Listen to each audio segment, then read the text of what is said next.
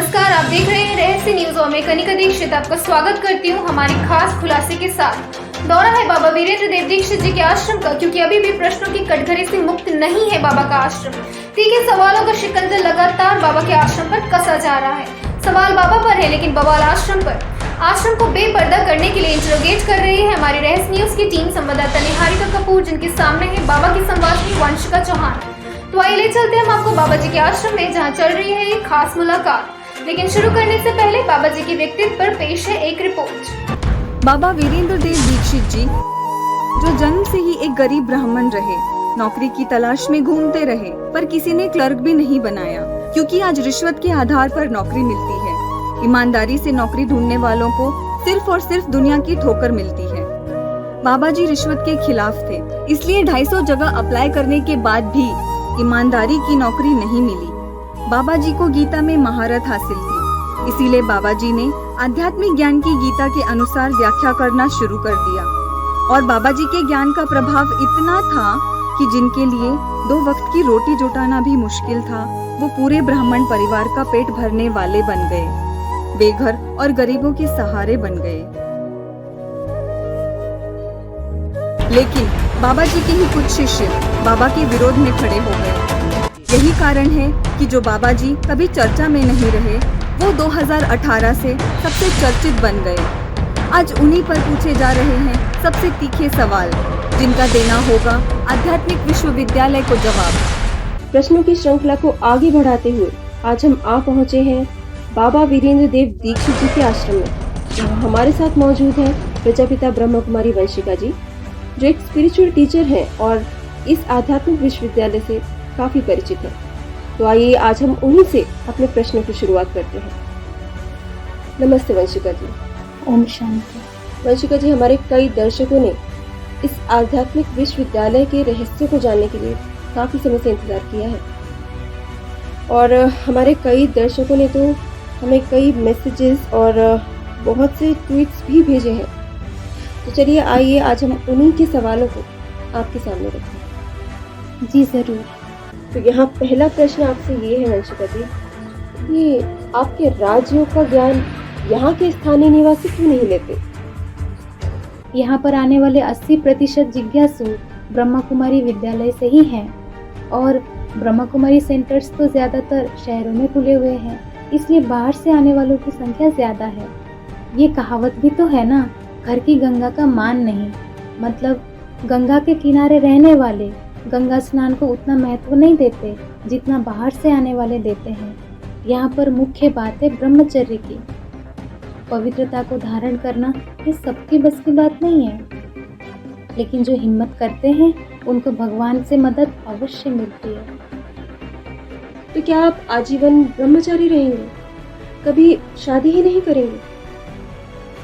जी हाँ, यहाँ पर रहने वालों को ब्रह्मचर्य व्रत का पालन करना अति अनिवार्य है, क्योंकि शिव बाबा ने कहा है पवित्रता से ही दुनिया के सारे कार्य होते हैं। तो क्या दुनिया में जो भी ब्रह्मचर्य व्रत का पालन नहीं करते, उनका कार्य व्यवहार नहीं चलता, वो सभी लोग अपवित्र हैं क्या? पवित्रता हर आत्मा का स्वधर्म है।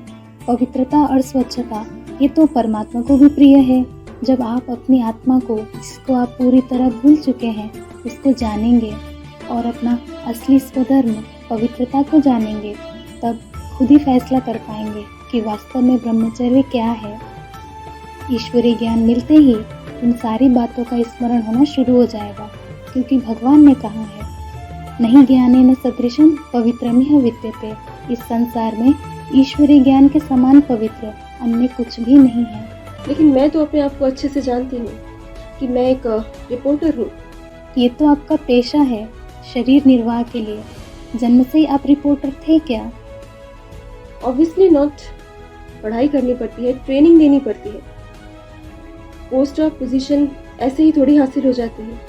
यही तो हम आपको समझाना चाहते हैं कि आप वास्तव में वो हैं जो जन्म से भी पहले थे और शरीर छूटने के बाद भी रहेंगे। सदा काल का जो आपका स्वरूप है, जो भ्रिकुटी के बीच में रहती है, ये आत्मा 5 तत्वों के बने हुए शरीर से एकदम अलग है। यही ज्ञान भगवान इस आध्यात्मिक विश्वविद्यालय के द्वारा दे रहे हैं, और जिन आत्माओं को ये पवित्र ज्ञान मिल रहा है वे 84 जन्म लेने वाली महान भाग्यशाली देवात्माएं हैं। लेकिन वंशिका जी, अगर सभी लोग आपकी तरह ब्रह्मचर्य व्रत का पालन करने लगे तो ये दुनिया कैसे चलेगी? कभी सोचा है आपने? संसार को चलाने की जिम्मेवारी किसी मनुष्य के कंधे पर नहीं है। और वैसे भी ये आध्यात्मिक ज्ञान लेने के लिए क्या दुनिया के सभी मनुष्य एक साथ आ रहे हैं? लाख कोशिश करने के बावजूद भी जनसंख्या बढ़ रही है कि घट रही है? बढ़ती ही जा रही है। अभी तक कितने पुरुषों ने संन्यास लिया अपना घर बार छोड़ करके, लेकिन उन पर तो कभी किसी ने कोई प्रश्न नहीं उठाया। लेकिन जहाँ आज नारी और पुरुष को समान का दर्जा दिया जाता है, वहाँ पर हम नारियाँ पवित्रता को धारण करना चाहती हैं तो हम पर प्रश्न पूछा जाता है, क्या पवित्र रहना हमारा राइट नहीं है? आज जो भी बच्चे जन्म ले रहे हैं उनका आदि, मध्य और अंत तीनों ही दुखदाई है। अब इस भ्रष्टाचार की पैदाइश को बंद करना है। सतयुग में वहाँ होती है श्रेष्ठाचारी पैदाइश, वहाँ पर कोई प्रकार का भ्रष्ट इंद्रियों का आचरण नहीं होता। भ्रष्टाचार से पैदाइश, चोरी डकैती, रिश्वतखोरी, यही तो भ्रष्टाचार है। भ्रष्ट इंद्रियों से आचरण करना ही वास्तव में भ्रष्टाचार है। सतयुग में देवताएं अद्वैतवादी रहते थे। वहाँ पर एक कुल, एक भाषा, एक जाति, एक राजा, एक मत होता था। लेकिन 2500 वर्ष से विधर्मियों और विदेशियों के संग के रंग में आकर के वे भी भ्रष्ट इंद्रियों से आचरण करने वाले भ्रष्टाचारी बन गए।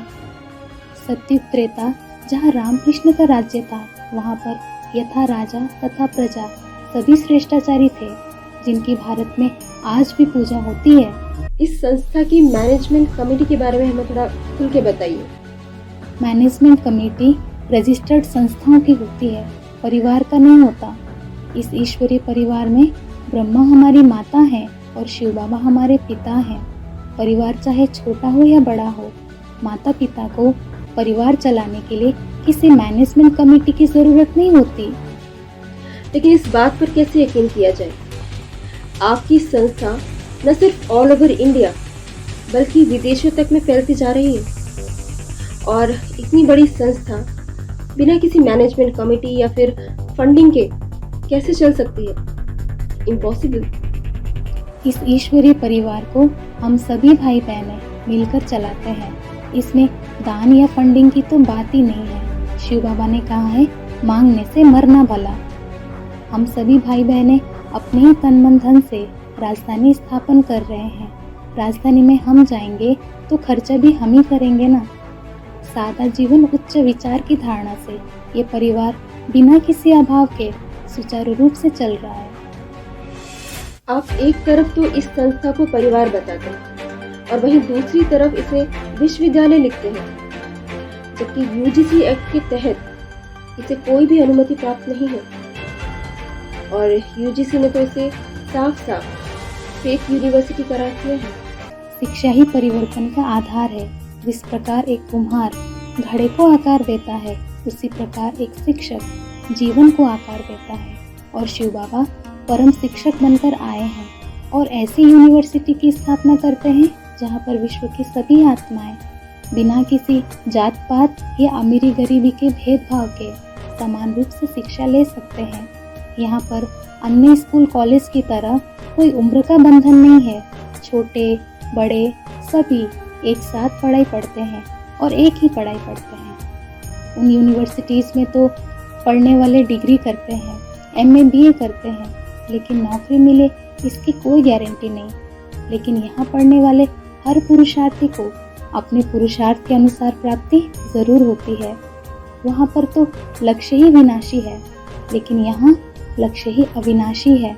इसलिए मनुष्य के द्वारा खोली गई यूनिवर्सिटी के साथ ईश्वर के द्वारा खोली गई यूनिवर्सिटी की तुलना करना ही गलत है। बाकी रही यूजीसी एक्ट की बात, तो यूजीसी से हम कोई कमीशन तो लेते नहीं हैं, तो फिर उनसे अनुमति लेना या उनके नियमों पर चलना हम कोई ज़रूरी नहीं समझते। यूजीसी एक्ट इस यूनिवर्सिटी को फेक यूनिवर्सिटी घोषित करे या ना करे, इससे हमें कोई अंतर नहीं पड़ता। जिनको मनुष्य से देवता बनना है वो यहाँ पर आ रहे हैं और आते ही रहेंगे और अपने जीवन के लक्ष्य को प्राप्त करके ही रहेंगे। अक्सर ये देखा गया है कि इस संस्था में आने वाले लोग ज़्यादातर या तो गरीब या तो मिडिल क्लास फैमिली से बिलोंग करते हैं। भगवान को गरीब निवास कहा जाता है, इसलिए गरीबों को ही उठाते हैं। जिनके पास बैंक बैलेंस है, पद मान मर्तबा है, उनके लिए ईश्वरीय ज्ञान की कोई वैल्यू नहीं। साधारण मनुष्य तन में आए हुए भगवान के द्वारा जो ज्ञान दिया जा रहा है, उसको सुनने के लिए उनके पास समय ही कहाँ है। आप इस संस्था को ब्रह्मा कुमारी संस्था के पैरेलल बताते हैं, लेकिन ब्रह्मा कुमारी संस्था में तो दरवाजे खुले रखते हैं, लेकिन एक यही संस्था है जिसमें 24 घंटे दरवाजों को बंद रखा जाता है। पिंजरे जैसे मकान और चारों तरफ बस पर्दे ही पर्दे, किसी का सांस लेना भी मुश्किल हो जाए। यहाँ पर रहने वालों में माताओं बहनों की संख्या ज्यादा है। पुराने जमाने में रानियों को भी रनिवास में रखा जाता था। सामान्य स्त्रियों की भी घर में सुरक्षा होती थी। इस सुरक्षा की दृष्टि से ही यहाँ पर ऐसा प्रबंध किया गया है और इस प्रकार के प्रबंध से यहाँ पर रहने वालों को कोई आपत्ति नहीं है। बाबा वीरेंद्र देव दीक्षित जी, जिन्हें आप भगवान मानते हैं, वो सन 1998 में जेल भी जा चुके हैं। इसके बारे में आप क्या कहेंगे? जी हाँ, पर इसमें बड़ी बात क्या है? देश को आज़ाद करने के लिए ना जाने कितने नेताओं को जेल जाना पड़ा।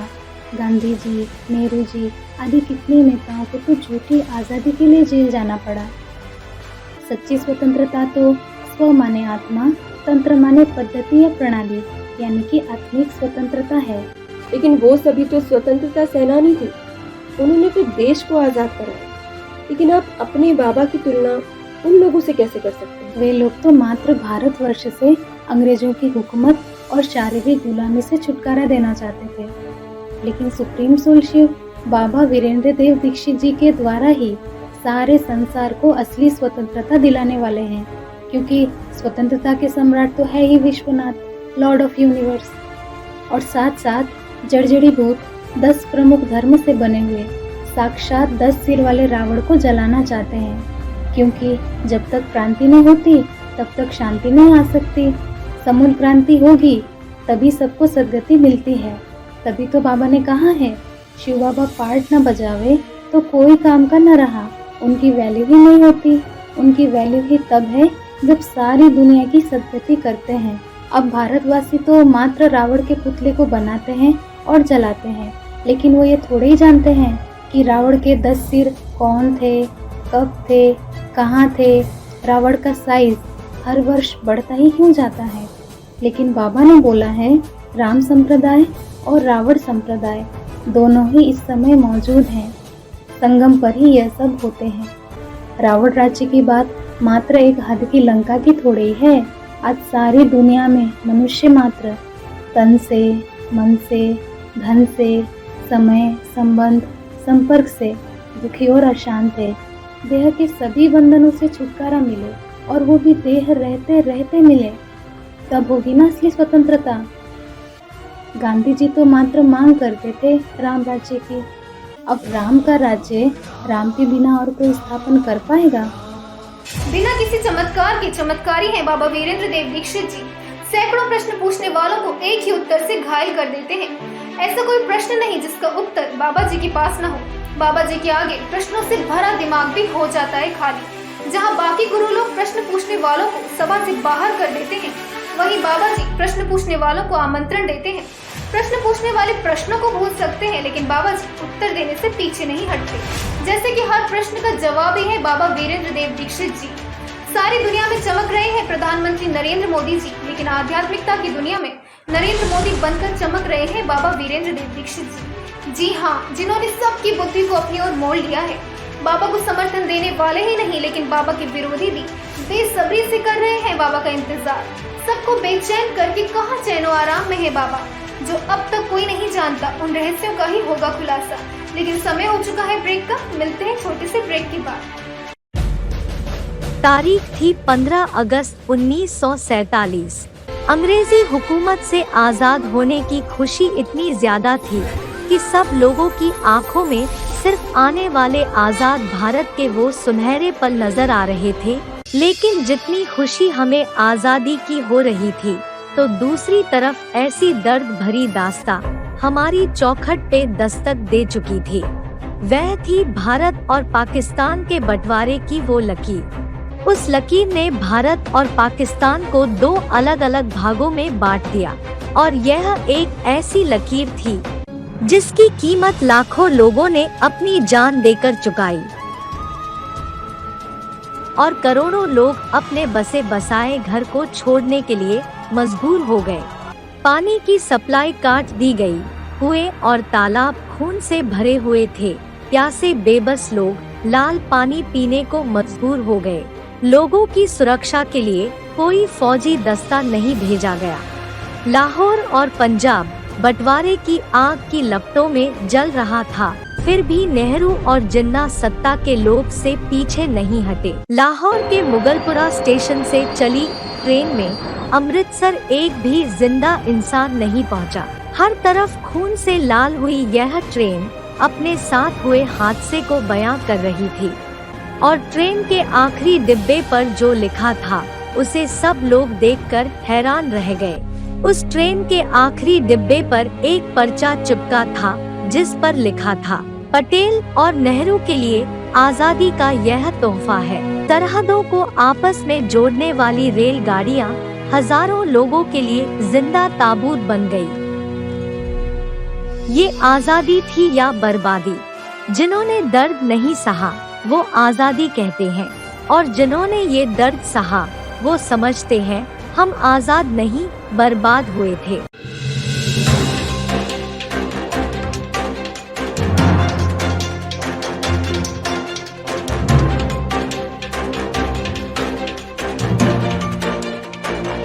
लेकिन इस बात को भी झुटलाया नहीं जा सकता है कि आपके बाबा जी के ऊपर ढेर सारे केसेस लग चुके हैं। इसकी आप क्या सफाई देंगे? जी हाँ, बाबा के ऊपर ढेर सारे केसेस लग रहे हैं और वो सारे के सारे cases lower court, high court और सुप्रीम कोर्ट के द्वारा झूठे साबित हो चुके हैं और आगे भी झूठे ही साबित होंगे। बाबा के ऊपर जो झूठे आरोप लगे थे उसके पीछे जो कारण है, क्या आप उस कारण को जानते हैं? जी नहीं। माउंट आबू में दादा लेखराज ब्रह्मा बाबा के द्वारा सुप्रीम सोल ने ब्राह्मण धर्म की रचना की थी, लेकिन अचानक 1969 में दादा लेखराज ब्रह्मा बाबा का शरीर छूटने के पश्चात ब्रह्मा कुमार कुमारियां हलचल में आने लगी। अब सुप्रीम सोल को तो नई सृष्टि रचना ही था और ब्रह्मा, विष्णु और शंकर के द्वारा ही कराना था। जैसे कि आप भी जानते ही होंगे, जंगल शेर के बिना खाली नहीं होता। एक शेर चला जाता है तो दूसरा शेर आ जाता है। ठीक वैसे ही दादा लेखराज ब्रह्मा के जाने के पश्चात शंकर के पाठधारी सृष्टि रूपी रंगमंच पर उपस्थित हो जाते हैं। उन दिनों बाबा अहमदाबाद में PhD रिसर्च वर्क में व्यस्त थे। वहीं पर उनको ब्रह्मा कुमारियों से बेसिक ज्ञान भी मिला और उनके द्वारा सुप्रीम सोल ने ज्ञान मुरलियों का शास्त्रानुकूल व्याख्या देना शुरू किया। लेकिन ब्रह्मा कुमारियां कहती थीं कि शास्त्र सब झूठे हैं, तो बाबा को शास्त्रकार घोषित करके बाबा के ऊपर दबाव डालना शुरू किया कि आपको वैसे ही ज्ञान सुनाना है जैसे कि हम सुनाते हैं। लेकिन बाबा का कहना था कि हम मनुष्यों का ज्ञान नहीं सुनाएंगे, हम वही ज्ञान सुनाएंगे जो सुप्रीम सोल ने दादा लेखराज ब्रह्मा के द्वारा बोला है। और इस तरह मतभेद बढ़ता ही गया और आखिरी 1975 में ब्रह्मा कुमारी विद्यालय से ही बाबा को प्रताड़ित करके निष्कासित कर दिया। मैंने भाइयों को कहा इस भाई को निकालो बाहर, तो वो निकलने तैयार नहीं था, लेकिन 4 भाइयों ने उसको पकड़ करके टिंगाटोली करके सीढ़ी से उतार दिया था। बाद में 1982 से फिर बाबा ने अपने ही पैतृक गांव कंपिला के अपने घर से स्थायी रूप से विश्व कल्याण का कार्य संचालन करना शुरू किया। बीके सेवा केंद्र पे आने वाले जो ब्रह्मा कुमार कुमारी भाई बहनें असंतुष्ट थे, वो बाबा के द्वारा दिए गए व्याख्या से संतुष्ट होने लगे और बाबा के पास आने वाले जिज्ञासुओं की संख्या बढ़ती ही जाने लगी। मात्र भारत से ही नहीं, लेकिन विदेशों से भी भाई बहनें कंपिला के आध्यात्मिक विद्यालय में आने लगे। अब ब्रह्मा कुमारी विद्यालय में रहने वाले कोई भी ब्रह्मा कुमार या ब्रह्मा कुमारियां बाबा को ज्ञान के आधार पर तो नहीं हरा सकती, तो फिर बाहुबल पर उतर आए और अपना वर्चस्व बनाए रखने के लिए और बाबा की छवि को मिटाने के लिए उस दुष्ट आत्माओं को लेकर के बाबा के ऊपर ढेर के ढेर बनावटी और झूठे केसेस डाल दिए, जिसका परिणाम स्वरूप थोड़े समय के लिए बाबा को जेल भी जाना पड़ा। आज सारी दुनिया जानती है कि बिजली चोरी, लड़कियों को भगाना, शारीरिक शोषण करना, ये सभी आरोप आपके बाबा जी के ऊपर ही लगे हैं। और आश्चर्य की बात तो ये है कि इतने सारे आरोप लगने के बावजूद भी आप लोग उन्हें भगवान कैसे मान सकते हैं? बड़े बड़े पैसे वालों से प्रभावित हुए टीवी चैनल्स, अखबारों और ढेर की ढेर मासिक पत्रिकाओं के द्वारा समाज और प्रशासन ने सरासर झूठा वातावरण बना के किसी व्यक्ति के ऊपर झूठे आरोप लगाना, ये तो बड़ा आसान है। लेकिन यहाँ बात ये है कि वो सारे के सारे केसेस झूठे साबित हो चुके हैं। यहाँ मात्र एक ही कारण से हम उनको भगवान मानते हैं कि उनके भ्रिकुटी के मध्य में विराजमान है सदा कल्याणकारी, सत्यम शिवम सुंदरम, सुप्रीम सोल। सूर्य को कोई कितना भी कीचड़ उछालकर उसकी रोशनी को ढकना चाहे, लेकिन ढक पाएगा?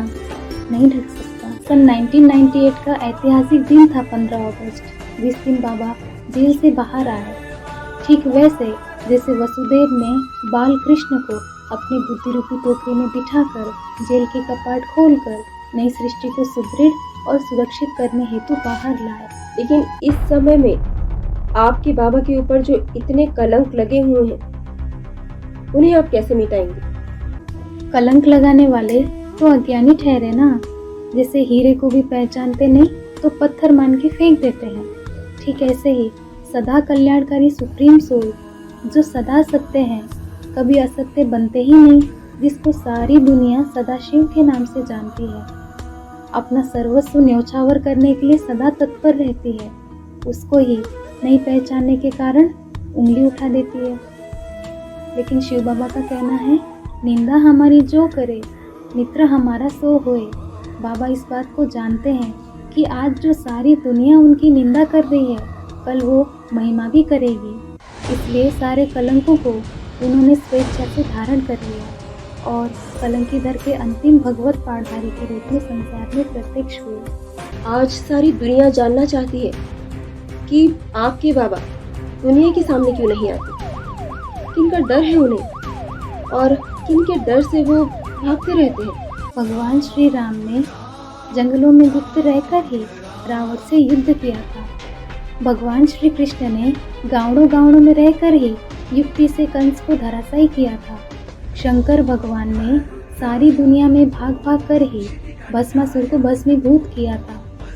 ये भगवान की सबसे बड़ी खासियत है कि चाहे कोई कितना भी दुराचारी पापी क्यों ना हो, सबको सुधरने का मौका देते हैं। महाभारत प्रसिद्ध शिशुपाल की कहानी को तो आप जानते ही होंगे। 100 बार तक भगवान ने उसको माफ किया, जो आमने सामने के टकराहट को यथासंभव टाला जा सके और होने वाले नुकसान को बचाया जा सके। ठीक यही नीति यहाँ पर भी अपनाई गई है। क्योंकि अब बाबा अपने गांव वाले, अपने रिश्तेदारों से भी नहीं मिलते हैं। शिव बाबा के लिए अपने पराये कोई भी नहीं है। गीता में भगवान ने कहा है, समूहम सर्वभूतेषु न मे द्वेषोस्ति न प्रिय। मेरे लिए ना कोई ज्यादा प्रिय है और ना कोई द्वेष करने योग्य है। सभी गांव वालों और रिश्तेदारों के लिए एक ही नियम लागू है। अगर किसी को आपके बाबा जी के दर्शनों से सुख मिलता है, तो आपके बाबा अपने दर्शनों से उन्हें वंचित क्यों कर देते हैं? निराकार शिव ज्योति बिंदु के बड़े रूप साकार लिंग का महिमा करना, गुणगान करना या दर्शन करना, ये तो भक्ति मार्ग में भी होता चला आया है। लेकिन क्या इससे दुनिया को सदा काल का फायदा हुआ? नहीं हुआ, क्योंकि भगवान ने कहा है, वेद शास्त्र पढ़ने से, भौतिक यज्ञ करने से, दैहिक तप करने से मैं नहीं मिलता हूँ। इन स्थूल आँखों से परमात्मा को और आत्मा को नहीं देखा जा सकता। त्रिनेत्री शिव के द्वारा दिए गए ज्ञान से ही हम उनको पहचान सकते हैं। अब गुरुओं और टिकानों के पीछे मन बुद्धि को भगाने वाले भक्त नहीं बनना है, क्योंकि ज्ञानी प्रभु ही विशेष प्यारा। भगवान ने कहा है, मुझे ज्ञानी तो आत्मा विशेष प्रिय है, भक्त या वैरागी नहीं। जैसे कोई बच्चा अपने पिता का मात्र दर्शन से संतुष्ट होता है क्या? प्रैक्टिकल में पिता जरूर चाहिए। बाबा की मुरली में ऐसा कौन सा जादू है कि एक बार जो ये धुन लग जाए तो छूटती ही नहीं, जिसके पीछे सिर्फ महिलाएं ही नहीं पुरुष भी भागते हैं। मुरली के संगीत में सुर ताल नहीं, लेकिन सुनने वाले के सुर बदल जाते हैं और दुनिया के सुर भूल जाते हैं। खिचड़ी के आगे 56 भोग व्यर्थ लगते हैं। घूमना फिरना मौज मनाना समय गंवाना लगता है। महिलाओं को अपनों से मिलना बंधन लगता है, लेकिन आश्रम की 4 दीवारी में रहना महफूज लगता है। इन रहस्यों पर से भी पर्दा उठेगा, लेकिन उसके पहले लेते हैं एक छोटा सा ब्रेक। भारतवर्ष में गुरुकुल कैसे खत्म हो गए, यहाँ पर कॉन्वेंट स्कूलों ने कैसे हमको बर्बाद किया। 1858 में इंडियन एजुकेशन एक्ट बनाया गया। इसकी ड्राफ्टिंग लॉर्ड मैकॉले ने की थी, लेकिन उसके पहले उसने यहाँ भारत के शिक्षा व्यवस्था का सर्वेक्षण किया था। 1823 के आसपास की बात है। लिटनर, जिसने उत्तर भारत का सर्वे किया था, उसने लिखा है कि यहाँ 97% साक्षरता थी। और मुनरो, जिसने दक्षिण भारत का सर्वे किया था, उसने तो लिखा है कि वहां पर 100% साक्षरता थी। और उस समय जब भारत में इतनी साक्षरता है और मैकॉले का स्पष्ट कहना था कि भारत को हमेशा हमेशा के लिए अगर गुलाम देश बनाना है तो इसकी देशी और सांस्कृतिक शिक्षा व्यवस्था का पूरी तरह से ध्वस्त करना होगा और उसकी जगह अंग्रेजी शिक्षा व्यवस्था को लाना होगा। और अगर इस देश में शरीर से हिंदुस्तानी और दिमाग से अंग्रेज पैदा करने होंगे लोग, तो हमें इस देश की यूनिवर्सिटी से जो भी निकलेंगे वो हमारे हित में काम करेंगे। और मैकॉले ने एक मुहावरा इस्तेमाल किया था कि जैसे किसी खेत में कोई फसल लगाने के पहले पूरी तरह से जोत दी जाती है, उसी तरह इस देश की सांस्कृतिक व्यवस्था को जोतना होगा और अंग्रेजी शिक्षा व्यवस्था को लाना होगा। इसलिए उसने सबसे पहले गुरुकुलों को गैर कानूनी घोषित किया।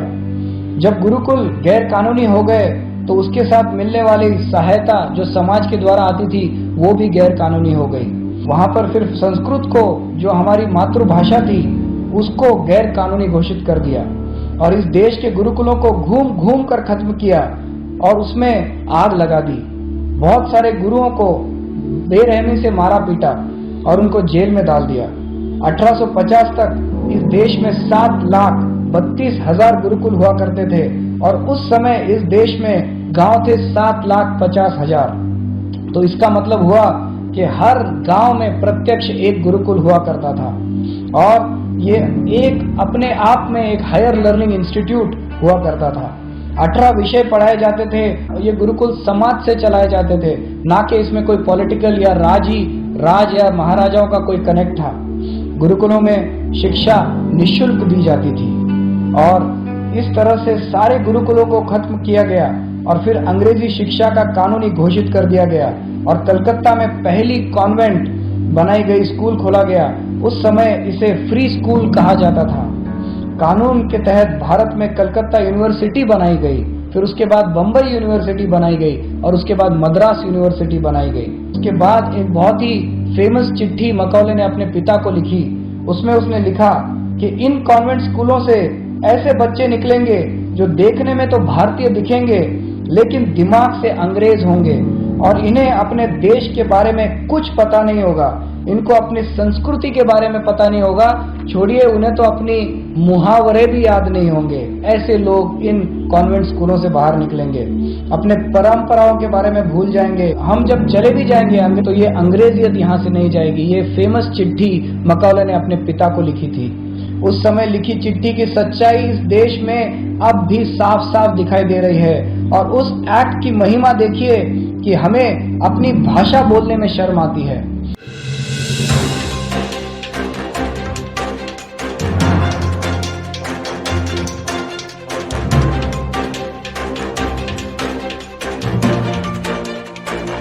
लेकिन यहाँ एक बात और उठ खड़ी होती है कि लड़कियां भागकर यहाँ क्यों आती हैं? कहीं आपके बाबा कोई जादू टोना तो नहीं करते? देखिए, एक बात हम स्पष्ट करना चाहते हैं कि बाबा ने कभी किसी लड़की को हाथ पकड़कर भगाया नहीं है, तंत्र विद्या का आधार लेकर छल कपट का रास्ता नहीं अपनाया और ना ही ऐसा रास्ता अपनाने के लिए औरों को शिक्षा दी।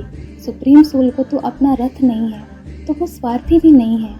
थोड़े समय के लिए सृष्टि पर आते हैं, स्वर्ग बनाकर वापस परम धाम चले जाते हैं। वो जिसमें प्रवेश करते हैं वो तो साक्षात मनुष्य सृष्टि के पिता हैं, क्योंकि ऊंचते ऊंच बाप ऊंचते ऊंच में ही प्रवेश करते हैं। वो कोई भी नीचा कर्म कर ही नहीं सकते।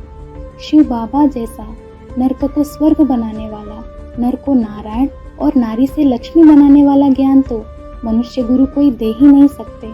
वो तो सिर्फ शास्त्रों की बात कोई सुनाते हैं। शिव बाबा यही सिखाते हैं कि घर गृहस्थ में रहते हुए पवित्र जीवन बिताना है, लेकिन कुछ कन्याओं के माता पिता उनको पवित्र रहना ही नहीं देना चाहते, जबरदस्ती उनकी शादी करवाना चाहते हैं।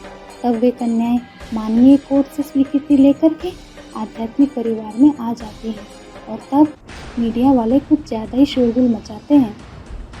कोर्ट के फैसले होने से पहले ही एक निर्दोष व्यक्ति को दोषी ठहरा देते हैं। लेकिन यहाँ पर एक बहुत ही पेचीदा मुद्दा है, और वो है कि यहाँ पर महिलाओं को ही क्यों रखा जाता है, वो भी जोर जबरदस्ती।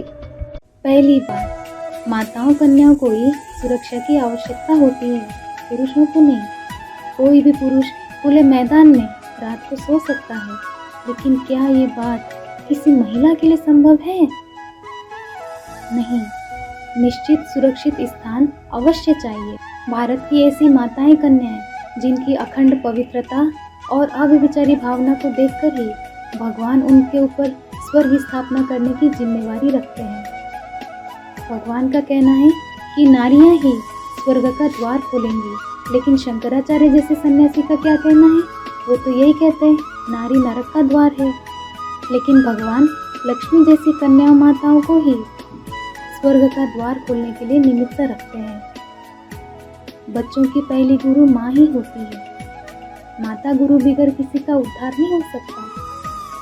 घर में जब बच्ची का जन्म होता है तो कितनी खुशी से कहते हैं घर में लक्ष्मी आई है। बाकी रही जोर जबरदस्ती की बात, तो ये कदापि सत्य नहीं है।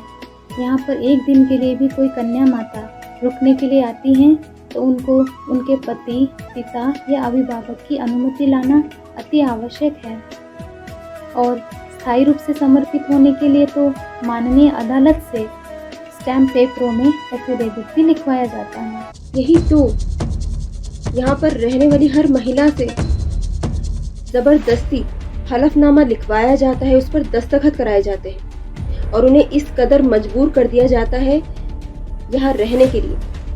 वो जाए तो जाए कहाँ? जैसे कि हमने आपको पहले भी बताया कि यहाँ पर रहने वाली हर माता बहन अपनी इच्छा से समर्पित होती हैं, और भगवान को उन्हें स्वीकार करने के लिए किसी हलफनामे के कागज़ या किसी कागजी कार्यवाही की ज़रूरत नहीं है।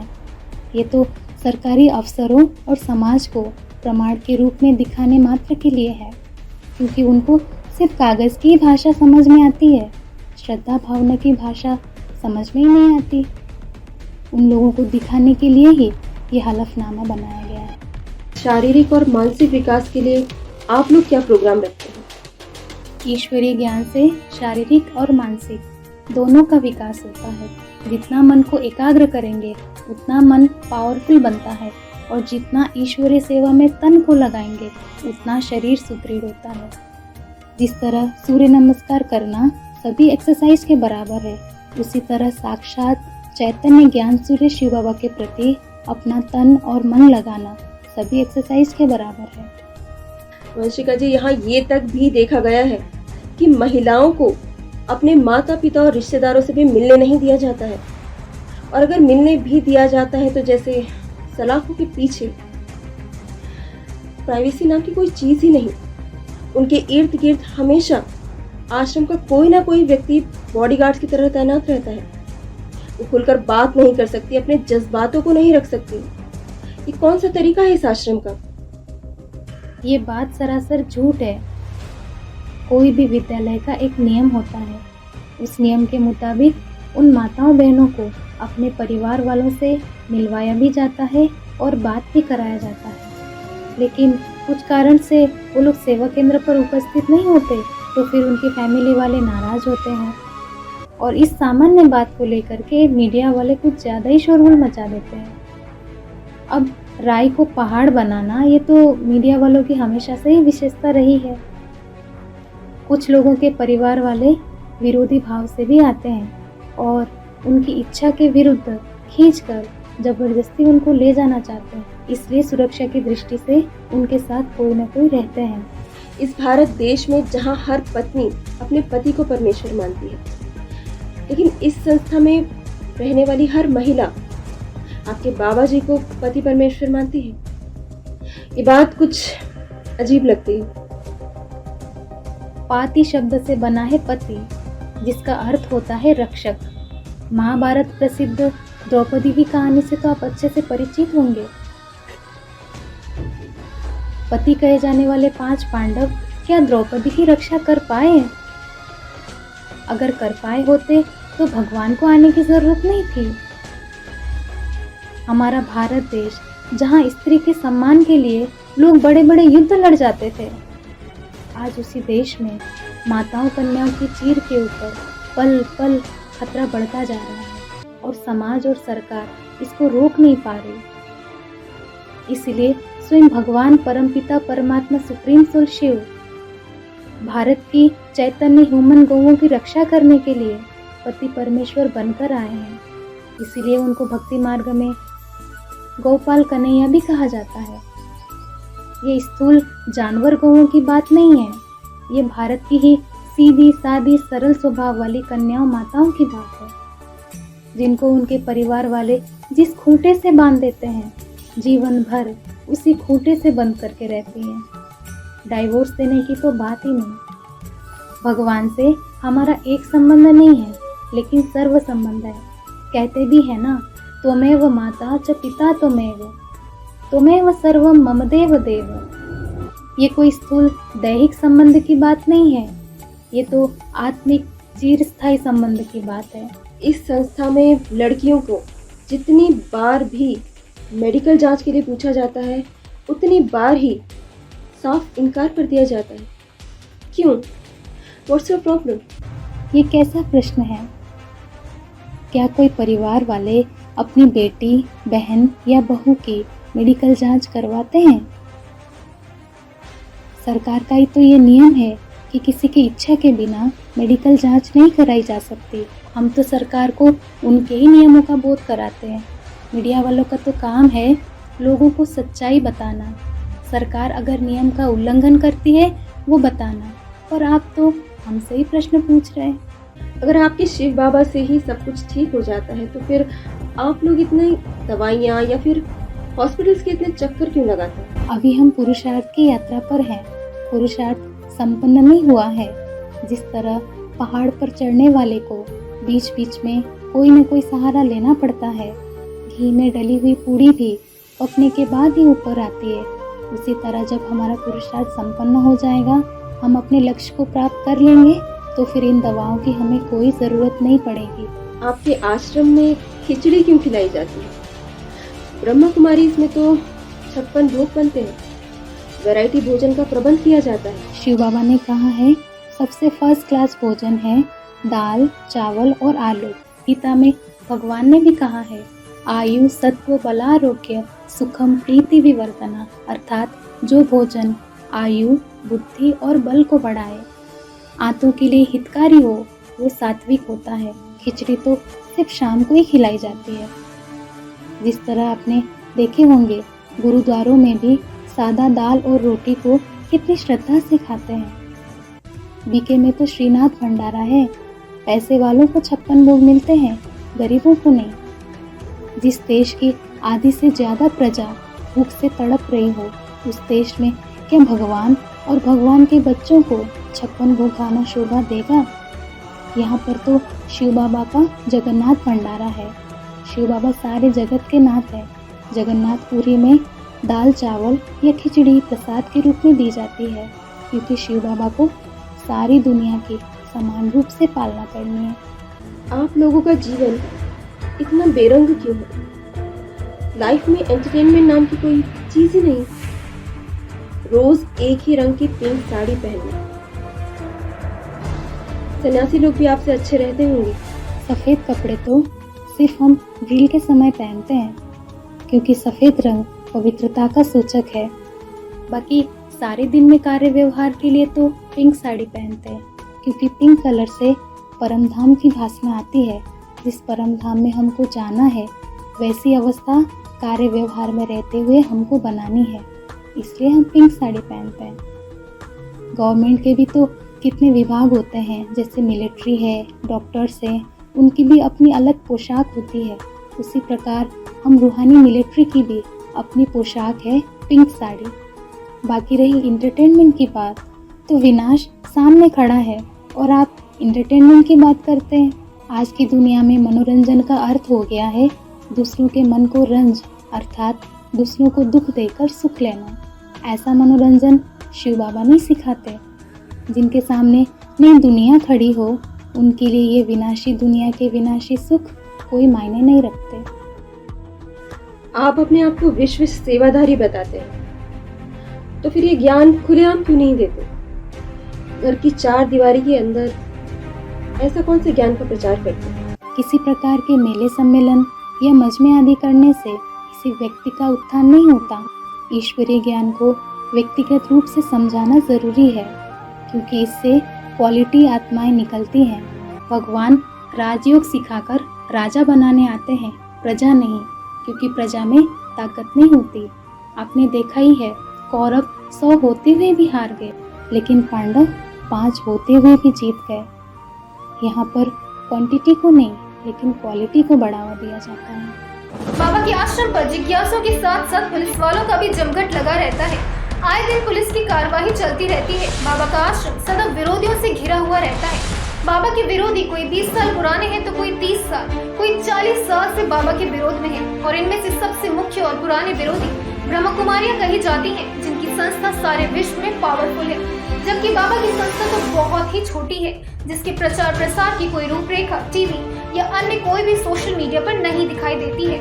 लेकिन जैसे अकबर महाराणा प्रताप को मारने पे तुला हुआ था, वैसे ही इस छोटी सी संस्था को मिटाने के लिए बड़े बड़े लगे हुए हैं। बाबा तो जैसे अपने विरोधियों की प्राण शक्ति बन चुके हैं, जो बाबा को सदा उसी तरह स्मरण करते हैं जैसे रावण राम को करता था, जैसे कंस जरासंध को हर जगह कृष्ण दिखाई देता था और कृष्ण को मारने के लिए नई नई तरकीबें बनाते रहते थे। वैसे ही बाबा के विरोधी बाबा के लिए नए नए मंसूबे बनाते रहते हैं। बाबा को किडनैप कराने के लिए कई गुंडे लगवाए, बाबा को जेल भेजा गया, बाबा पे कई बार जानलेवा हमले भी हुए हैं। बाबा के आश्रम को जलाने और बंद करने की धमकियां आश्रम निवासियों को कई बार मिल चुकी हैं। आखिर बाबा के विरोधियों को बाबा से क्या भय है? क्या बाबा ऐसे राजों को जानते हैं जिससे सबका तख्ता पलट सकता है? या फिर बाबा कोई आतंकवादी है? क्योंकि बाबा के विरोधी बाबा को लादेन भी कहते हैं। क्या बाबा के पास वास्तव में असला बारूद है? इन सभी बातों को जानने से पहले लेते हैं एक छोटा सा ब्रेक। तुम्हारे लिए काफी अच्छे काम किए हैं। विद्या, शिक्षण, कॉलेज, स्कूल नहीं बनवाए क्या? हमारी भाषा को तुम मिटाकर अपनी भाषा को सामने लाने के लिए देश छोड़कर आए अपने बंधु संबंधियों को शिक्षा दिलाने के लिए, हमारे भविष्य के लिए नहीं। जंगलों में जंगली जानवर की तरह तुम घूमने वाले, तुम जैसों के लिए सुरक्षित रास्ते बनवाए हमने। हाँ, हमारे रास्तों पर चलने से डरते हो, इसीलिए तुमने बनवाए, ताकि तुम्हारे अधिकारी आराम से आ जा सके और हमारे देश की संपत्ति तुम्हारे देश तक आसानी से पहुंच जाए, इसीलिए बनवाए रास्ते। लोगों की सेहत अच्छी रहे, इसलिए हमने हॉस्पिटल नहीं खोले क्या? हमारे देश की मिट्टी में दवाई के गुण हैं। सह्याद्री पर्वतों से बहकर आने वाले पानी में दवाई के गुण हैं। वही मलप्रभा नदी है। हमारे देश की जड़ी बूटियों को चुरा कर ले जाते हो और चुरा कर ले जाकर दवा बनाकर अपने दवाखानों में बेचकर हमसे पैसा वसूलते हो। इतना ही नहीं, हमारे देश की सरकार ने तुम्हारे देश को सभ्यता नहीं सिखाई क्या? सभ्यता सिखाई है? हमें सभ्यता सिखाई है? तुम्हारे देश की आंख खुलने से पहले हमारे देश में सभ्यता थी। तुम जब कपड़े भी पहनना नहीं जानते थे, हम मलमल के कपड़े सीते थे। तुम्हें जब भाषा बोलना नहीं आता था, हम ग्रंथ शास्त्र लिख चुके थे। ग्रंथ शास्त्र, रामायण, महाभारत ऐसे महाकाव्यों के जन्म की पुण्य भूमि है ये। समस्त वेद शास्त्र जन्मे जिस भूमि ने, उसे तुमने सभ्यता सिखाई है।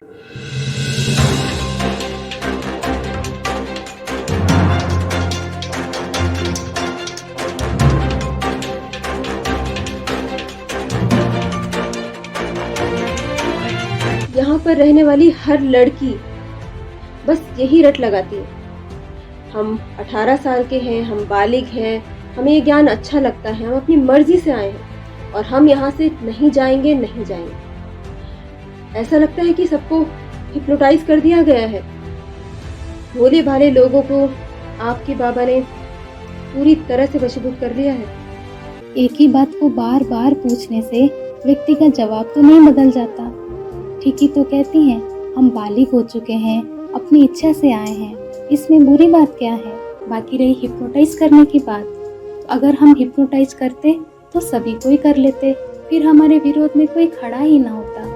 यहाँ पर आने वाले कितने लोग चले भी जाते हैं, फिर उन पर हिप्नोटाइज का असर तो नहीं होता। आप इस संस्था को ईश्वर का घर बताते हैं और दूसरों से सुरक्षा मांगते हैं। ईश्वरीय नियम सरकार के नियमों का उल्लंघन नहीं करती। सरकार अगर कहे कि भारतीय नागरिकों को सुरक्षा लेने की जरूरत नहीं, तो हम भी वैसे ही करेंगे। आज समाज कोई मंदिर तो नहीं बन गया है, समाज में हर तरह के लोग हैं और समाज की सुरक्षा की जिनकी जिम्मेवारी है, हम उनसे ही तो अपील करते हैं, औरों से तो नहीं करते। आप लोग कहते हैं कि भगवान हमारा साथी है, तो फिर कोई भी समस्या आने पर पुलिस को क्यों बुलाते? शिव बाबा का ही डायरेक्शन है सरकार के नियमों के अनुसार चलना। कोई अत्याचार करता है तो पुलिस में रिपोर्ट करो।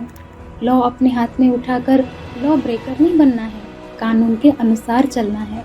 समाज में फैली बुराइयों को हटाने के लिए आप लोग क्या करते हैं? ब्रह्मा कुमारी से समाज के लिए कुछ ना कुछ करते हुए दिखाई देते हैं, लेकिन आपकी तो किसी सोशल मीडिया में एक फोटोग्राफ्स तक नहीं है, न फेसबुक, न Twitter, no photos at all. पुराने जमाने में एक कहावत थी, नेकी कर दरिया में डाल, और आज मॉडर्न दुनिया में ये कहावत भी थोड़ी मॉडिफाई हो गई है, नेकी कर सोशल मीडिया में डाल। हम भारतवासी, उनका ये सभ्यता है ही नहीं। प्रदर्शन और प्रचार करना ये तो विदेशियों की परंपरा है, हमारा तो मानना ही था गुप्तदान महान कल्याण। भगवान ने गीता में कहा है, कर्मण्येवाधिकारस्ते मा फलेषु कदाचन। तुम जो भी कर्म करते हो इसकी फल की इच्छा नहीं रखनी है, क्योंकि फल की इच्छा रख कर मान मर्तव्य की इच्छा से किया गया कोई भी दान पुण्य रजो प्रदान फल देता है। समाज के एक अंग होने के कारण यहाँ पर आने वाले सभी जिज्ञासुओं को इस बात पर ध्यान दिलाया जाता है कि स्व कल्याण से ही विश्व का कल्याण होता है। शिव बाबा का कहना है, जब तक बीज का सुधार नहीं हुआ है तब तक वृक्ष का सुधार नहीं हो सकता। ये आत्मा भी एक बीज है चैतन्य, और ये शरीर इस चैतन्य बीज का वृक्ष है। आत्मा में ही तो अनेक जन्मों के अच्छे और बुरे कर्म के संस्कार भरे रहते हैं। आज इस समाज में फैली हुई बुराइयों का कारण ये मनुष्य गुरु ही बने हैं, और इसको निवारण करने के निमित्त एकमात्र मुकर्रर रथ में आए हुए शिव शंकर भोलेनाथ के द्वारा ही होना है। इस समाज के अंदर रहते हुए इस समाज को आप लोगों से क्या लाभ है? पहला फायदा, ईश्वरीय ज्ञान और राजयोग के अभ्यास से मन वचन कर्म में पवित्रता आती है, और पवित्रता ही सुख शांति की जननी है। जीवन में ब्रह्मचर्य व्रत को धारण करने से ही मनुष्य चरित्रवान दैवी गुण संपन्न देवता बनता है। दूसरा फायदा, जैसा अन्न वैसा मन, इस बात को ध्यान में रखते हुए ऑर्गेनिक खेती को बढ़ावा। तीसरा फायदा, गीता ज्ञान की पवित्रता को धारण करके जनसंख्या विस्फोट को रोकने का सर्वोत्तम उपाय। चौथा फायदा, आज समाज में नारियों का शोषण हो रहा है, उसके निदान के लिए ही नारी शक्ति को सशक्त बनाना, जिससे कि वे निर्भीक बने। समाज में फैली हुई आसुरी शक्तियों का संहार ये शिव शक्तियों रूपी माता और कन्याओं के द्वारा ही होना है। पांचवा फायदा, श्रीमद् भगवद गीता में भगवान ने कहा है, सर्वभूतेषु ये नैकाम भावम अव्ययम ईक्षते, अर्थात ऐसा ज्ञान जो दैहिक आकृतियों में बटे हुए सभी प्राणियों में ज्योति बिंदु आत्मा को देखना सिखाए, वो सात्विक होता है। और सतो प्रधान सदा सत्व सुप्रीम सोल हमको यही शिक्षा देते हैं कि तुम अपने को भी आत्मा समझो और दूसरों को भी आत्मा देखो। इसी भावना से ही वसुधैव कुटुंबकम की जो हमारा नारा रहा है, इसको प्रैक्टिकल रूप मिलेगा। ऐसा भी सुनने में आया है कि आपके बाबा साइंटिस्ट के अंदर प्रवेश करके बॉम्ब फोड़ेंगे। आज आतंकवादी भी बॉम्ब फोड़कर दुनिया को तबाह करना चाहते हैं, तो आपके बाबा को भी आतंकवादी की लिस्ट में क्यों न रखा जाए? हर कर्म के पीछे भाव देखा जाता है, इसलिए कहा जाता है भाव प्रधान, कर्म प्रधान नहीं। आतंकवादी तो हिंसा और क्रोध से वशीभूत होकर के एटम बम फोड़ना चाहते हैं, मात्र अपने स्वार्थ के लिए। लेकिन एटम बम विस्फोट के बाद प्रकृति में जो हलचल मचेगी, जिस भयानक परिस्थिति की उत्पत्ति होगी, उससे प्रकृति को पुनरुद्धार करने की ताकत क्या किसी आतंकवादी के पास है? ये काम तो सिर्फ और सिर्फ प्रकृतिपति विश्वनाथ भोलेनाथ के पास ही है। कोई भी पिता अपने बच्चों के दुख को सहन नहीं कर सकते, उसी प्रकार विश्व पिता भी हम बच्चों के दुख को सहन नहीं कर सकते। इसलिए एटम बम विस्फोट करा के हम सभी के दुखों के अंत करने के कारण ही उनका नाम पड़ा है हर हर बम बम। साइंटिस्ट ने तो मात्र एटम बम बना दिए, और उसको यूज़ करने की ताकत तो उनमें नहीं है, क्योंकि वो जानते हैं दुनिया के विनाश के साथ साथ उनका भी अंत निश्चित है। ये एटम बम सिर्फ पृथ्वी पर ही नहीं, लेकिन पानी और आसमान में भी बिछाए हुए हैं। जिसके लिए भगवान ने कहा है द्रंष्टा करालानी, अर्थात ये एटम बम रूपी दाड़ों के बीच में सारी दुनिया चबाई जाने वाली है। उससे विनाश के बाद फिर नई सृष्टि की शुरुआत करने की ताकत केवल भगवान में ही है। इसलिए उन्होंने कहा है ग्रशिष्णु प्रभ विष्णु च, अर्थात मैं इस सृष्टि का उत्पत्ति करता, पालन करता और विनाशकारी हूँ। आपने मनु शत्रुपा की कहानी देखे होंगे। मनु ने क्या किया था कि प्रलय काल में अनेक प्रकार के बीजों को एकत्रित किया था। ये कोई स्थूल बीज की बात नहीं है, यह चैतन्य बीज की बात है, जिसके लिए भगवान ने कहा है लोकान समाहर्तुमिह, अर्थात मैं कलयुग के अंत में हर धर्म से चुनी हुई श्रेष्ठ आत्माओं को संगठित करने के लिए लगा हुआ हूँ। ये चैतन्य बीज हैं जिनके द्वारा ही नई सृष्टि की शुरुआत होनी है। एक तरफ तो आपके बाबा सारी दुनिया को अहिंसा का पाठ पढ़ाते हैं, और वहीं दूसरी तरफ अपने प्रवचनों में कहते हैं कि इन गुरुओं को मारो गोली। और सिर्फ इतना ही नहीं, आपके बाबा जी ने अपने प्रवचनों में यहाँ तक भी कहा है कि युवाएं परमात्मा बॉम्ब फोड़ेंगे। वो युवाएं जो देश का भविष्य हैं, उन्हें ऐसी ऐसी प्रेरणा दी जाती है आपके बाबा जी द्वारा। वंशिका जी, हमने एटम बॉम्ब सुना है, हाइड्रोजन बॉम्ब सुना है, ये परमात्मा बॉम्ब क्या चीज़ है? कहीं ऐसा तो नहीं आध्यात्मिकता की आड़ में दुनिया को तबाह करने की कोई साजिश रची जा रही है? यही तो दिक्कत है। हाफ नॉलेज इज डेंजरस, अधूरा ज्ञान घातक होता है, इसलिए पूरा ज्ञान लेना अनिवार्य है। शिव बाबा का कहना है जिन गुरुओं ने एक व्यापी भगवान को सर्वव्यापी बता दिया, लोगों की बुद्धि को भगवान की तरफ से हटा दिया, अपनी पूजा बैठ करवाने लगे, उनको मारो ज्ञान की गोली। शिव बाबा स्थूल बम बारूद की बात नहीं करते हैं, परमात्मा बॉम्ब की बात परमात्मा की प्रत्यक्षता से है। जब बॉम्ब विस्फोट होते हैं तो चारों ओर दुर्गंध फैलती है। उसी प्रकार जब शिव बाबा की प्रत्यक्षता होती है तब मीडिया, अखबार, न्यूज़ और टीवी चैनल्स के द्वारा, इंटरनेट के द्वारा उनकी ग्लानि रूपी दुर्गंध फैलती है। बच्चे का भी जब जन्म होता है तो गंदगी के साथ ही होता है। उसी प्रकार शिव बाबा का भी जब प्रत्यक्षता रूपी जन्म होता है तो ग्लानि के साथ होता है। वंशिका जी, आज तक मीडिया प्रश्न किया करती थी, लेकिन आज पहली बार मीडिया पर ही सवालिया निशान लगा दिए हैं आपने। लेकिन हम भी आपका बहुत बहुत शुक्रिया करना चाहते हैं कि हमारे दर्शकों के इतने सारे प्रश्नों का जवाब आपने कितनी सहज और स्पष्ट शब्दों में दे दिया। और हम आशा करते हैं कि हमारे दर्शक भी अपने प्रश्नों के उत्तर जानकर काफ़ी राहत महसूस कर रहे होंगे। और वंशिका जी, अभी से ही आपके समर्थन में हमें ढेर सारे ट्वीट्स भी आने लगे हैं। शायद यह आध्यात्मिकता का ही कमाल है। आज हमें सच में एहसास हुआ है कि आध्यात्मिकता जीवन में कितनी जरूरी है। हमने कैमरे की नज़र से तो दुनिया को बहुत देखा है, लेकिन आज पहली बार लग रहा है कि शायद इस आध्यात्मिक ज्ञान से ही किसी भी बात की गहराई को सही मायने में समझा जा सकता है। और हमारी रहस्य न्यूज़ की टीम ये पूरी कोशिश करेगी कि इस आध्यात्मिक ज्ञान को और इसकी सच्चाई को दुनिया के सामने लाए। लेकिन तब तक के लिए हम यहीं पर इजाजत लेना चाहेंगे। नमस्कार। ओम शांति। इन सवालों का सामना आध्यात्मिक विश्वविद्यालय पहले भी कई बार कर चुका है, लेकिन इनके उत्तर मीडिया कभी सामने नहीं लाई, सच्चाई को दुनिया को कभी नहीं बताया, सिर्फ अपनी टीआरपी बढ़ाने के लिए पैसों की खातिर झूठी रूपरेखा रचाई। लेकिन हमारी रहस्य न्यूज की टीम ने एआईवीवी की हकीकत को दुनिया के आगे रूबरू कर दिया है, क्योंकि अब समय आ गया है समाज के हित में समाज को आईना दिखाने का, क्योंकि रक्षक ही अभी बन गए हैं भक्षक। इस हकीकत की रिपोर्ट को दिखाते हैं।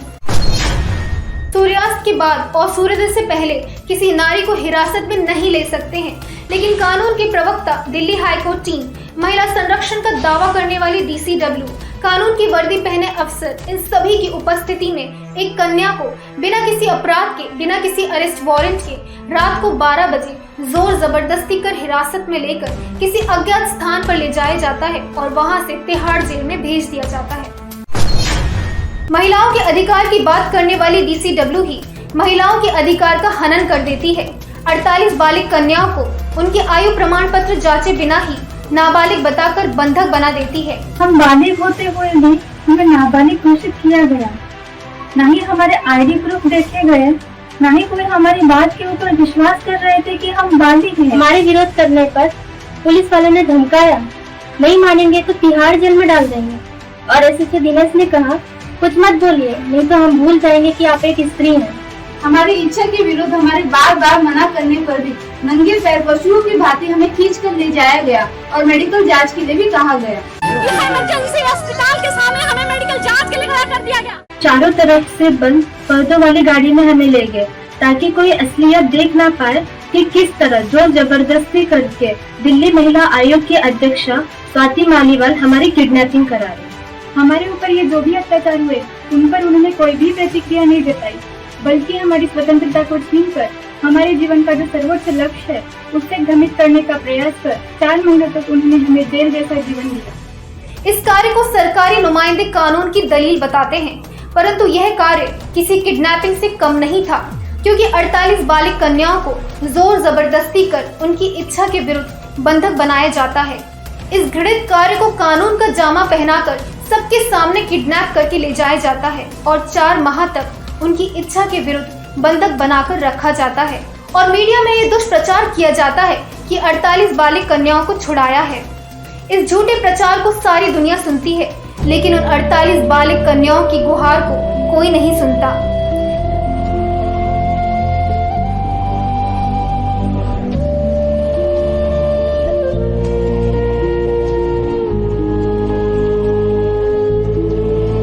परंतु वे कन्याएं भी स्वतंत्रता सेनानियों से कम नहीं थी, जो अपनी आजादी के लिए लड़ती रहीं और 4 माह बाद केस जीतकर आखिरी विद्यालय वापस आ जाती हैं। व्यवस्था देने की जिम्मेदारी रखने वाले एमसीडी, जो किसी के घर बनाने में अपनी जिम्मेदारी नहीं दिखाते, लेकिन बने हुए घर को खंडर बनाने में अपनी जिम्मेदारी दिखाते हैं। रिश्वत मिले तो इलीगल बिल्डिंग भी खड़ी रह जाती है और ना मिले तो गरीब कन्या माताओं को बेघर करने के लिए उनके घर तोड़ दिए जाते हैं। लोग तो धार्मिक संस्थाओं में अनुदान करने आते हैं, लेकिन सरकार के नुमाइंदे दान करने की जगह आश्रम को ही तहस नहस करके आश्रम के सामान ही लूट ले जाते हैं। ऐसे घृणित कार्य को भी कानून का नाम दिया जाता है।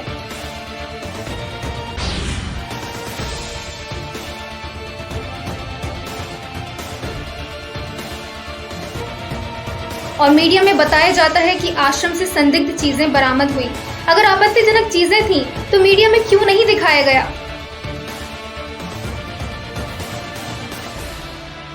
हर प्रकार के अश्लील शब्द बाबा और आश्रम निवासियों के लिए लेने में मीडिया ने कोई कसर नहीं छोड़ी। फिर आश्रम से बरामद सामान को मीडिया में क्यों नहीं दिखाया और ना ही आश्रम में वापस दिया गया, ना ही उन सामानों की कोई जांच पड़ताल की गई।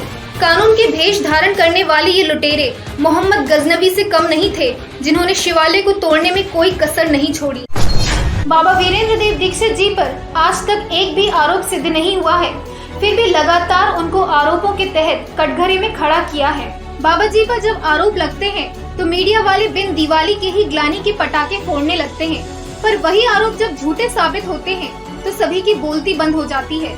आरोप लगाने वाली सजा के डर से बाबा से माफी मांगते हैं या तो अपने नाम ही दस्तावेजों से हटा देते हैं, लेकिन तब कोई मीडिया वाले ये बताने के लिए सामने नहीं आते कि बाबा को न्यायालय से क्लीन चिट मिली है, वे निर्दोष हैं और न ही झूठे आरोप लगाने वालों के प्रति कानून की कोई कार्यवाही होती है।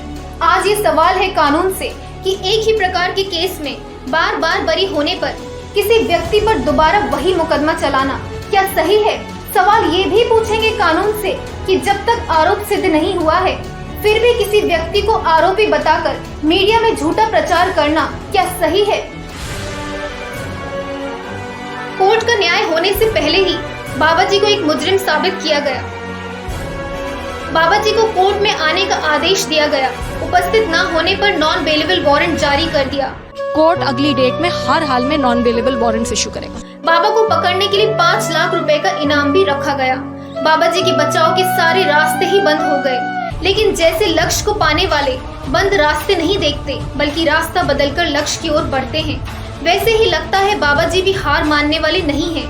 बब्बर शेर न सही लेकिन टाइगर की चाल चली, शिकारियों के जाल को भांपकर अंडरग्राउंड हो गए और बाबा के विरोधी तो कौरवों की तरह षड्यंत्रों का चक्रव्यूह ही बनाते रह गए। परंतु बाबा जी अभिमन्यु नहीं अर्जुन निकले, जो उनके चक्रव्यूह में आए नहीं, इसलिए बाबा जी को फरार, कायर और डरपोक बताया गया। जबकि व्यक्ति के फरार होने का अर्थ व्यक्ति का अपराधी होना नहीं है। इस पर सुप्रीम कोर्ट ने भी साक्ष्य अधिनियम 1872 धारा 8 के तहत बताया है, केवल अभियुक्ति का फरार होना ही उसकी आपराधिक मानसिकता के दृढ़ निष्कर्ष को निर्दिष्ट नहीं करता। निर्दोष व्यक्ति भी गिरफ्तारी से बच निकलने के क्रम में हो सकता है फरार हो जाए।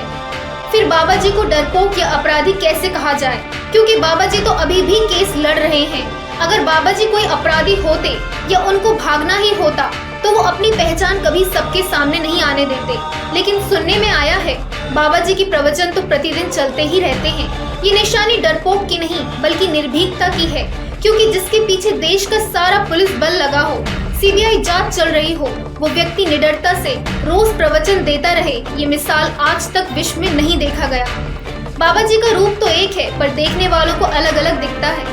अपनी अपनी अंतर दृष्टि से देख रहे प्रभु को नर नारी, भावना जैसी रही जिनके मन प्रभु मूरति तिन तैसी निहारी। भावना जैसी रही जिनके मन प्रभु मूरति तिन तैसी निहारी। महाकाल रूप देखने वाले बाबा के विरोधियों को सदा बाबा जी विनाशकारी ही नजर आते हैं। वही बचेगा दुनिया में जो इसके सत्संगी होंगे, और बाकी सब दुनिया खत्म हो जाएगी और वही दुनिया को चलाएंगे आगे। क्रूर कुटिल खल कामी कंस को हरने दे जमराज दिखाई। कृष्ण और कंस है आमने सामने, कृष्ण और कंस है आमने सामने। कृष्ण और कंस में है जदुवंश में धर्म और पाप की आज लड़ाई। इसलिए लगता है बाबा जी का उद्देश्य बड़ा है, जिसको बाबा जी पाकर ही रहेंगे। आज भले बाबा जी की हार दिखती है, लेकिन भविष्य में बाबा जी की जीत निश्चित लगती है।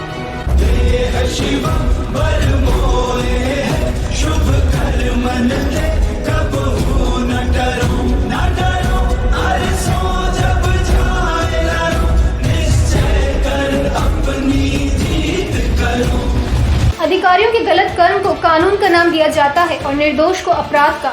आज गलत करने वाले गलत नहीं, लेकिन जिनके साथ गलत हो रहा है वे गलत बताए जाते हैं। अन्याय को देखने के बाद भी न्याय की आंखें ही बंद हो जाती हैं। कोर्ट की तो सिर्फ तारीखें ही बदलती रहती हैं और न्याय की आशा ही रह जाती है। तारीख पर तारीख मिलती रही है, लेकिन इंसाफ नहीं मिला मिलोड, इंसाफ नहीं मिला। मिली है तो सिर्फ ये तारीख। कानून के दलालों ने तारीख को इंसाफ के खिलाफ एक हथियार की तरह इस्तेमाल किया है मिलोड। लोग इंसाफ के लिए अपनी जमीन जायदाद बेचकर केस लड़ते हैं और ले जाते हैं तो सिर्फ तारीख। औरतों ने अपने गहने जेवर यहाँ तक कि मंगलसूत्र तक बेचे हैं इंसाफ के लिए, और उन्हें भी मिली है तो सिर्फ तारीख। महीनों सालों चक्कर काटते काटते इस अदालत के कई फरियादी खुद बन जाते हैं तारीख, और उन्हें भी मिलती है तो सिर्फ तारीख। इसीलिए शायद कहा जाता है कि ये अंधा कानून है। ये प्रजातंत्र राज्य है तो प्रजा को ही अपने सुधार का मार्ग चुनना होगा। अपने आप से पूछिए कि कहीं हमने कांच के टुकड़ों में सच्चे हीरे को तो नहीं छिपा दिया, कहीं हमने अनेक बाबाओं के चक्कर में शिव बाबा को तो दूर नहीं कर दिया, कहीं हमने कृष्ण को ही पौंड्रक तो नहीं समझ लिया, कहीं हमने अपने ही उत्थान के मार्ग को अपने पतन का मार्ग तो नहीं बना दिया। ये प्रश्न पूछिए अपने आप से, क्योंकि फैसला अब आपके हाथ में है। नमस्कार।